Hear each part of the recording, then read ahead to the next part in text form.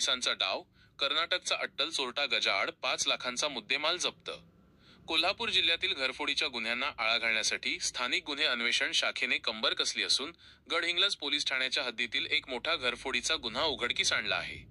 या कारवाईत पोलिसांनी कर्नाटक राज्यातील हुक्केरी येथील एका रेकॉर्डवरील अट्टल चोरट्याला अटक केली आहे। त्याच्याकडून 5,32,713 रुपये किमतीचा मुद्देमाल हस्तगत केला आहे।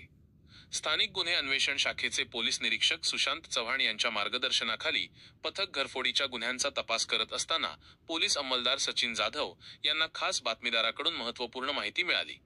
गडहिंग्लज येथील घरफोडीतील संशयित आरोपी आनंदा सोमाप्पा सुटकनवार, वय 28, राहणार हुक्केरी, जिल्हा बेळगाव, हा चोरीचे दागिने घेऊन गडहिंग्लज संकेश्वर रोडवरील हिटणी फाटा येथे येणार असल्याचे समजले। या माहितीच्या आधारे पोलीस उपनिरीक्षक शेष मोरे यांच्या पथकाने हिटणी फाटा येथे सापळा लावून संशयिताला ताब्यात घेतले।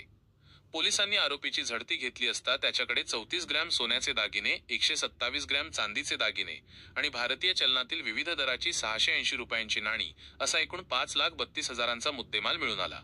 सखोल चौकशीत त्याने गडहिंग्लज पोलीस ठाण्यातील गुन्ह्याची कबुली दिली। ही कारवाई पोलीस अधीक्षक योगेश कुमार, अपर पोलीस अधीक्षक अण्णासाहेब जाधव यांच्या मार्गदर्शनाखाली पथकाने यशस्वीरित्या पार पाडली। अटक केलेल्या आरोपीला पुढील तपासासाठी गडहिंग्लज पोलिसांच्या ताब्यात देण्यात आले आहे।